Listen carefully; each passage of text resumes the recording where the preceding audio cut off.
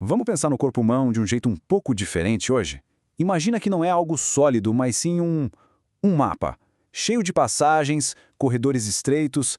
A gente vai explorar justamente esses corredores anatômicos, que são verdadeiros gargalos por onde passam nervos e vasos sanguíneos super importantes.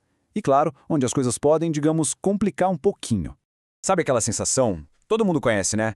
Aquele choque elétrico super agudo quando a gente bate o cotovelo bem no lugarzinho errado? Pois é, essa experiência, que todo mundo já teve, é o nosso ponto de partida perfeito para entender um conceito fundamental da anatomia.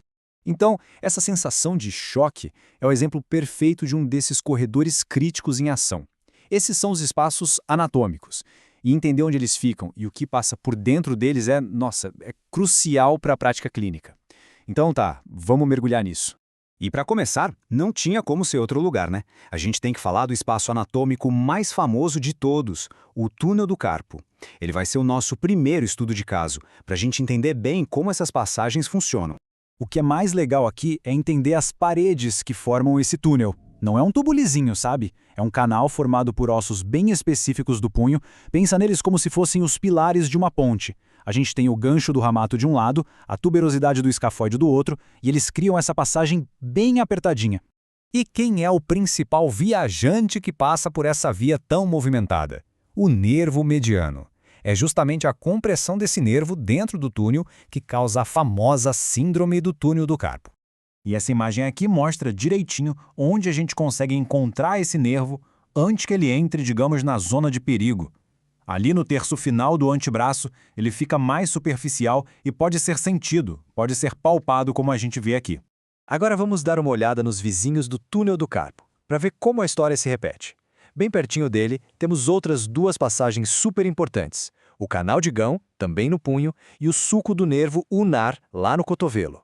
Olha só essa comparação direta. Os dois estão no punho, lado a lado, mas têm fronteiras e moradores diferentes. Enquanto o túnel do carpo abriga o nervo mediano, o canal de Guion serve de passagem para o nervo e a artéria ulnar. São eles os responsáveis, por exemplo, pela sensibilidade nos dedos mínimo e anelar. E aqui está o ponto-chave. O nervo ulnar em uma jornada um tanto perigosa. Ele passa por pelo menos 2 gargalos bem críticos. Primeiro lá no cotovelo e depois, de novo, no punho. Isso torna duplamente vulnerável à compressão. E aqui a gente conecta os pontos. A imagem da esquerda mostra exatamente onde a gente sente aquele choque do começo da nossa conversa. No sulco do nervo ulnar, bem atrás do epicôndilo medial. Já a da direita mostra onde a gente pode localizar ele de novo, lá no punho, um pouquinho antes de ele mergulhar no canal de Guion. Agora vamos para o nosso próximo ponto de interesse, um com um nome bem curioso, a tabaqueira anatômica. E não tem nada a ver com tabaco, mas a história e a importância clínica dela são fascinantes. Esse espaço é, na verdade, uma depressão na lateral do punho que é formada por tendões. Tenta fazer aí agora. Estica o polegar para trás, como se estivesse pedindo uma carona. Viu essa pequena cavidade que se forma na base do polegar? Essa é a tabaqueira anatômica.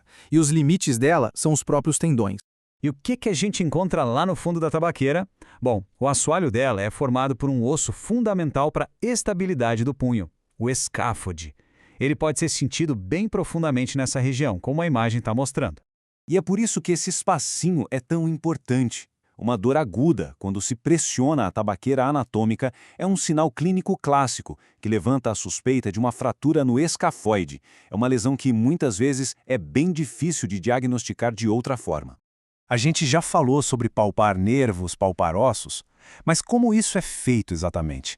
Não é só sair apertando de qualquer jeito, sabe? Existe uma metodologia, uma técnica refinada, é uma verdadeira arte do toque. O processo é bem sistemático. Tudo começa com um posicionamento correto, relaxando a área para sentir melhor as estruturas. Depois vem a técnica. Não é só apertar, mas usar a ponta dos dedos para deslizar ou fazer um movimento de pinça para isolar uma estrutura. E por fim, a dinâmica. Combinar o toque com o movimento para ter certeza de que estamos sentindo exatamente o que a gente procura. Sabe, eu acho que essa frase resume tudo de um jeito perfeito. A palpação transforma a anatomia, que às vezes parece um conceito abstrato, em algo totalmente tangível. É de verdade uma forma de ler as histórias que o corpo conta através da textura, da forma e da sensibilidade. Isso nos leva a uma pergunta final. Se corredores apertados e ossos sensíveis podem nos contar sobre compressão de nervos e sobre fraturas, que outras histórias incríveis o nosso corpo está esperando para contar, bem debaixo da superfície da nossa pele? Fica aí a reflexão.